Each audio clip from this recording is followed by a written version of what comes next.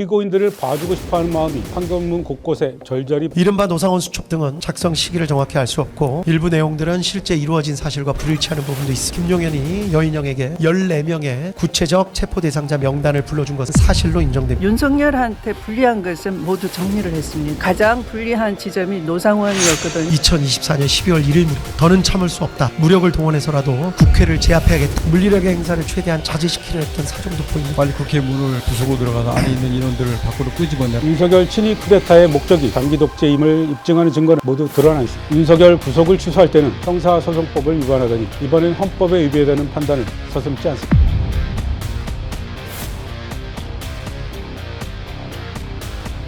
안녕하세요. 논설의 이재석입니다. 내란 우두머리 윤석열 1심 판결이 비상계엄 444일째 가까스로 나왔습니다. 온 국민이 긴장한 상태로 지켜봤는데요. 결론부터 말씀드리면 매우 직위원스러운 판결이었습니다.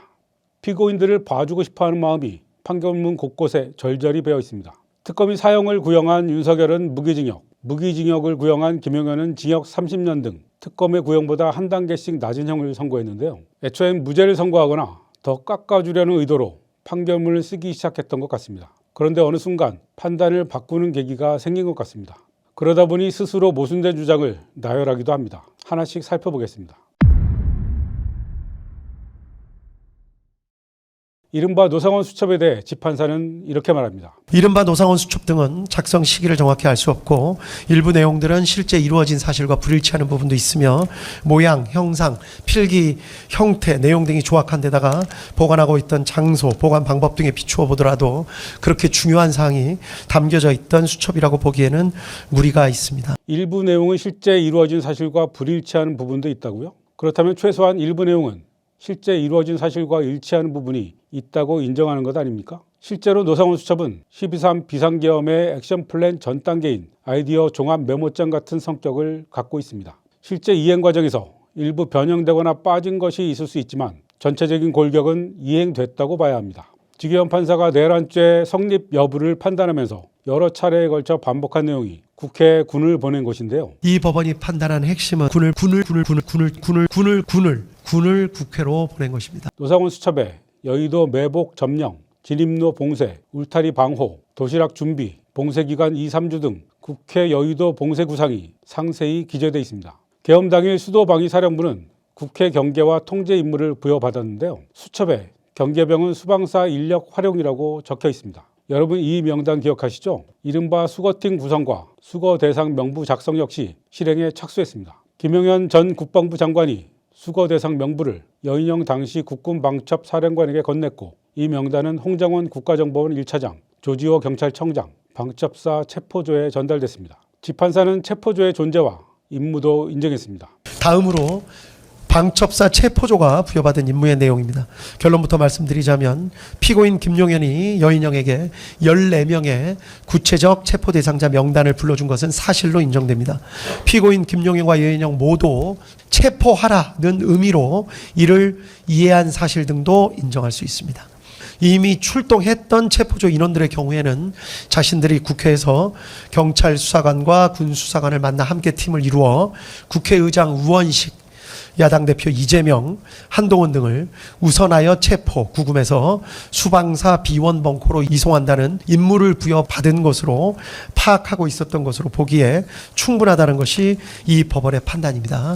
그런데도 노상원 수첩은 내용이 조악해서 중요하지 않다고요? 윤석열 일당의 범죄 규모를 줄여주려는 세탁 시도로 볼 수밖에 없습니다. 우선 윤석열한테 불리한 것은 모두 정리를 했습니다. 가장 불리한 지점이 노상원이었거든요. 특검에서 밝혀낸 것은 일명 테스트폰이라고 해서 이 12월 2일 날 윤석열하고 이 경호처장, 경호차장, 그다음에 김용현하고 연결되는 이 보안폰을 주는 거예요. 네네네. 네. 그러고 난 뒤에 선관위로 갔단 말이에요. 네. 노태학 선관위원장을 내가 잡들이 하겠다. 그렇습니다. 그래서 거기 파주에 있는 공공여단에 갔는데 거기는 이미 한 수십 명이 대기하고 있었다고요. 그렇습니다. 그걸 자기가 직접 지휘했다고요. 네. 노상원 수첩에 한 대로 한 거거든요. 그렇습니다. 노상원 수첩에 주요하게 등장하는 박한수 육군 참모총장이 합참의장을 제치고 계엄사령관이 되는 등 인물별 역할 분담 메모도 그대로 이행됩니다. 추미애 의원 지적대로 2차 특검의 수사를 기대할 수밖에 없을 것으로 보입니다. 직위원 재판부는 윤석열 일당이 2023년 10월 이전부터 내란을 준비했다는, 그러니까 1년 이상 내란을 준비했다는 특검의 공소 사실을 배척했습니다. 비상계엄 후 이루어진 각종 조치를 보면 장기간 마음먹고 비상계엄을 선포하였다고 보기에는 지나치게 준비가 허술하고 국회를 무력화시킨 후에 계획 등에 관해 별다른 증거나 자료, 흔적 같은 것도 찾아볼 수가 없습니다. 야당인 더불어민주당이 다수를 점하고 있는 국회가 무리한 탄핵소추 시도, 일방적인 예산안 삭감 시도 등 대통령과 정부의 활동을 사실상 무력화하고 있다라는 생각을 하게 됐고, 점차 이러한 생각에 지나치게 집착해 적어도 2024년 12월 1일 무렵에 더는 참을 수 없다, 무력을 동원해서라도 국회를 제압해야겠다라고 결심했기 때문이라고 보는 것이 이 사건의 실체에 부합하는 것으로 보입니다. 불과 이틀 전에 계엄을 선포하기로 결심했다는 겁니다. 이게 말입니까? 막걸리입니까? 북한의 도발을 유도하려고 평양에 날렸던 무인기는 대체 뭐란 말입니까? 군 관계자들을 가스라이팅하려고 술을 먹이고 골프를 치고 했던 그 모든 노력들은 계엄 준비가 아니란 말입니까? 체계적으로 준비한 계엄이 아니라 단순한 경고성 계엄이었다는 윤석열 쪽 주장을 받아들인 흔적입니다. 다만 아주 치밀하게 계획을 세운 것으로 보이지는 않습니다. 물리력의 행사를 최대한 자제시키려 했던 사정도 보입니다. 실탄 소지나 직접적인 물리력, 폭력을 행사한 예는 거의 찾아보기 어려웠습니다. 대부분의 계획이 실패로 돌아갔고, 이 사건 범행 이전에 아무런 범죄 전력이 없고 장기간 공무원으로 봉직해 왔으며 현재 65세의 비교적 고령입니다.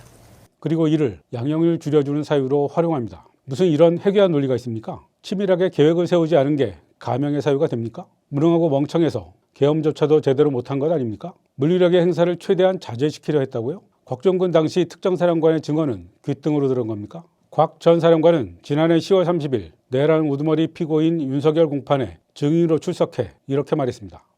아직 그 의결 정족서가 채워지지 않은 것 같다라고 말씀하실 때 제가 YTN 영상을 제가 같이 보고 있었기 때문에 제가 그 부분을 명확히 기억한다고 말씀을 드렸고, 그러고 나서 빨리 국회 문을 부수고 들어가서 안에 있는 인원들을 밖으로 끄집어내라. 곽 전 사령관은 헌재와 국회에서도 안에 있는 인원을 끄집어내라 이랬습니다. 빨리 문을 부수고 들어가서 안에 있는 인원들을 끄집어내라. 같은 취지의 증언을 일관되게 반복했습니다. 여러분, 문을 부수고 들어가서 국회의원을 끄집어내라는 윤석열의 명령이 물리력을 최대한 자제시키려 했던 사정으로 보이시나요? 재판사는 귀가 잘못된 겁니까? 아니면 뇌가 잘못된 겁니까? 대부분의 계획이 실패로 들어간 게 윤석열이 의도해서 그런 건가요? 계엄군과 경찰의 맨몸으로 맞선 시민과 국회 덕분 아닌가요? 그런데 계엄 실패가 어떻게 정상 참작의 사유가 됩니까? 헌법재판소와 이진관 재판부가 시민의 저항과 함께 소극적으로 저항했던 일선 군인 덕분에 계엄이 실패했다고 명백히 밝힌 것과 선명하게 대조됩니다. 만약 시민의 적극적인 저항과 군인들의 소극적인 저항이 없었다면 노상원 수첩의 이른바 반국가 세력 수거 계획은 그대로 집행됐을 겁니다. 수방사 벙커로 끌고 간 선관위 직원들을 고문해 부정선거 자백을 받아내고 부정선거를 이유로 국회를 해산했을 겁니다. 그리고 최상목 전 경제부총리에게 건넨 문건에 나오는 대로 국가비상입법기구를 설립했을 겁니다. 전두환의 국보위 같은 입법기구로 국회를 대체했겠죠. 이게 의미하는 바가 무엇입니까? 장기 독재 아닙니까? 윤석열 친위 쿠데타의 목적이 장기 독재임을 입증하는 증거는 모두 드러나 있습니다. 그런데도 직위원 재판부는 특검의 공소 사실을 기각합니다. 검사는 피고인 윤석열이 2024년 12월경이 아니라 약 1년 전부터 비상계엄을 선포하며 국회를 제압하여 이른바 장기 독재를 하려는 의도를 가지고 내외적 여건을 조성하고 또 그게 여의치 않게 되자 궁지에 몰려 이 사건 비상계엄에 이르게 된 것이라는 취지로 주장했지만, 그러한 경위 및 과정을 인정할 증거는 부족하다는 것이 이 법원의 판단입니다. 위헌적 주장도 늘어놓습니다.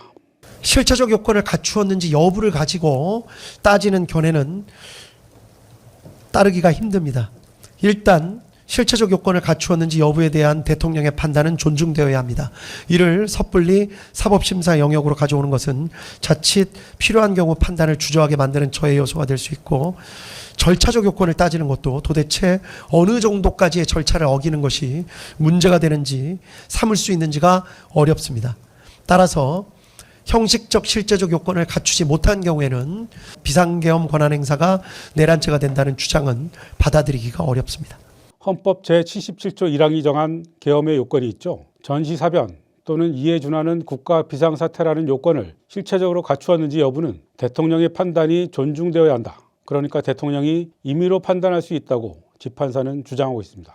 12.3 비상계엄이 실체적 요건을 갖췄는지는 사법 판단 대상이 아니라는 겁니다. 자칫 필요한 경우 판단을 주저하게 만드는 저해 요소가 될 수 있기 때문이랍니다. 설사 전시사변 또는 국가 비상사태가 아니어도 대통령은 주저없이 계엄을 선포할 수 있어야 한다는 말로 들립니다. 황당하지 않습니까? 윤석열 구속을 취소할 때는 형사소송법을 위반하더니 이번엔 헌법에 위배되는 판단을 서슴지 않습니다. 절차적 요건에 대해서도 마찬가지입니다. 윤석열은 헌법 제77조 4항과 계엄법 4조, 계엄을 선포한 때에는 대통령은 지체 없이 국회에 통고하여야 한다는 조항도 어겼습니다. 국무회의 심의 절차도 지키지 않았습니다.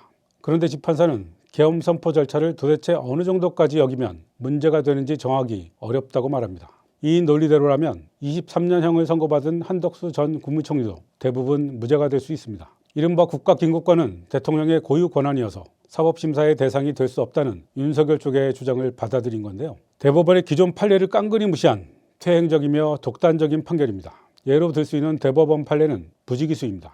2018년 11월 29일 선고된 계엄법 위반 사건 재심 판결을 볼까요? 박정희 시대 유신헌법 하에 비상계엄 포고 1호에 대해 전시사변 또는 이에 준하는 국가 비상사태에서 병력으로서 군사상의 필요 또는 공공의 안녕 질서를 유지할 필요가 있을 때라는 헌법 법률상 요건을 갖추지 못했다고 판시했습니다.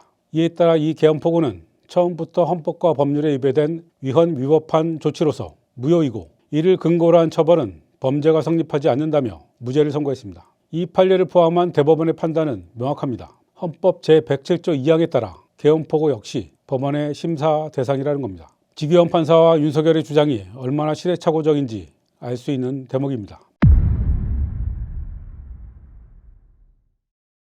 이 밖에도 이번 판결은 처음부터 무죄 선고를 위해 쓰였다는 의심이 드는 내용이 많습니다. 그러다가 중간에 유무죄 판단을 바꿔야 할 계기가 생긴 것 같습니다. 저는 그 계기가 지난해 12월 5일 전국 법원장 회의 정기회의에서 비상계엄이 위헌이라는 입장을 밝힌 때라고 생각합니다. 불과 2달 전인 10월 열린 국정감사에서 법원장들은 국회의원들의 집요한 질문에도 재판 중인 사안이라며 내란이라는 표현을 입에 담길 거부했죠. 내란인지 아닌지 모른다고 사법부의 원장님들이 그렇게 말씀하시면은 이거 국민들 천불납니다. 네, 그 부분에 대해서는 재판이 진행 중인 사건이기 때문에 그 부분에 대한 언급을 하는 것이 적절하지 않다는 의견입니다.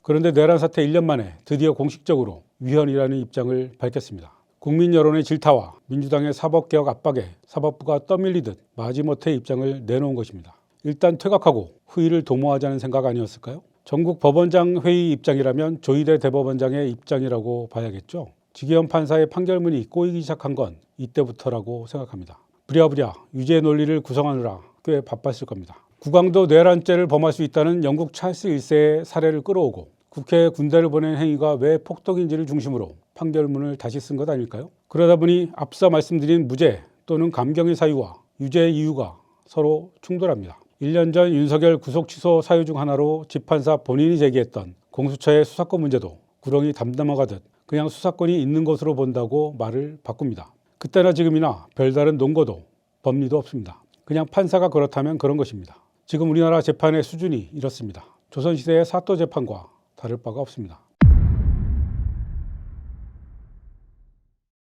윤석열이 무기징역을 선고받았는데도 뭔가 찜찜하고 기분이 더러운 이유입니다. 사법민주화에 더욱 박차를 가해야 한다는 교훈을 안겨준 판결이었습니다. 제왕적 대법원장을 가능하게 하는 수단인 법원행정처를 폐지하고 재판소원을 도입하고 대법관 수를 대폭 늘리고 구성을 다양화해야 합니다. 장기적으로는 국민이 유무죄를 판단하는 배심재판이나 판사 직선제 도입도 논의해야 합니다. 룸살롱 접대를 받아도 처벌은커녕 중요 재판을 계속할 수 있는 특권계급, 재벌 면세점으로부터 명품 코트와 해외여행 접대를 받아도 징계조차 받지 않고 역시 중요 재판을 계속할 수 있는 사법 귀족 집단을 해체하지 않는 한 진정한 민주주의는 불가능합니다. 사법개혁, 이제 다시 시작입니다. 지금까지 논설이었습니다.